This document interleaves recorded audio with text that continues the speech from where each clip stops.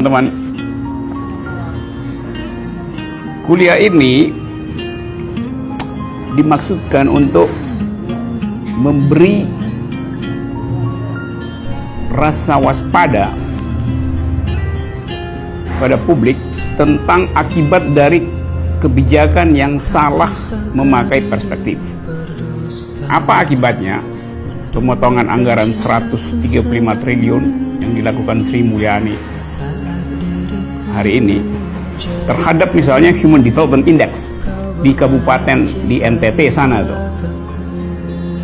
Apa akibatnya? Atau sebaliknya, apa akibatnya kalau anggaran nggak dipotong? Dan itu berarti Indonesia tidak punya kemampuan di mata internasional untuk memperkenalkan diri sebagai negara yang khasnya masih ada itu. Itu yang disebut sebagai pilihan kebijakan yang potensial menghasilkan injustice.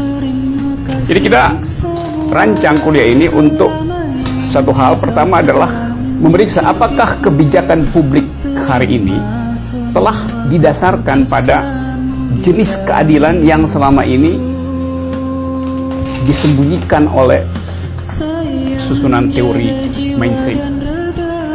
Kalau kita periksa secara cepat-cepat seluruh bukti tentang efektivitas dari kebijakan publik, kita pergi pada ujung, yaitu outputnya. Outputnya misalnya soal Human Development Index. Outputnya misalnya tentang kepekaan negara terhadap orientasi seksual manusia.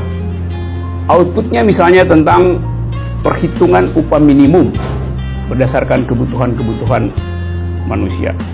Kalau kita periksa secara cepat-cepat, intuisi kita mengatakan bahwa kebijakan publik kita defisit di dalam dua hal. Pertama, dia tidak paham apa yang disebut sebagai injustice, dan kedua, dia sengaja menggelapkan sejarah perempuan di dalam proses pembuatan kebijakan publik. Tadi di Jakarta Post halaman 1 ada berita bahwa sekelompok tokoh pergi ke Mahkamah Konstitusi minta agar supaya Mahkamah Konstitusi merevisi undang-undang satu pasal di dalam KUHP tentang adultery dengan dalil bahwa LGBT itu harus dinyatakan secara eksplisit sebagai kejahatan, karena di dalam undang-undang tidak eksplisit disebutkan, hanya disebutkan bahwa dua orang dewasa atas dasar kesepakatan melakukan relasi seksual bukan kriminal.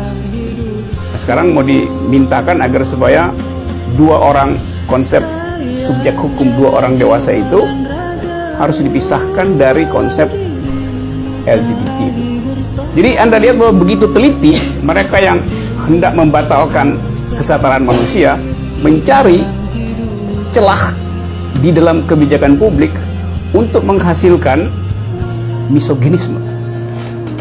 Di NTT ada satu daerah yang boleh disebut sebagai paling miskin di Indonesia, yang mempraktekkan satu prinsip bahwa ibu setelah dia melahirkan, dia harus tidur di dapur selama 40 hari, tidak boleh makan daging bersama bayinya. Lalu kita mulai berpikir, kalau wisdom semacam itu tidak dipersoalkan oleh kebijakan publik, maka kita bisa bikin proyeksi cepat-cepat bahwa dalam satu dekade ke depan IQ nasional kita akan tergerogoti oleh jumlah anak yang kekurangan oksigen, kekurangan zat besi yang disuplai oleh sebuah tradisi di NTT. Jadi dengan kata lain, IQ nasional akan defisit 0,0 sekian poin hanya karena ada semacam local wisdom yang sebetulnya berbahaya bagi pertumbuhan manusia itu. Yang saya maksud adalah bahwa sering kebijakan publik tidak diselenggarakan dengan posisi teori yang kritis.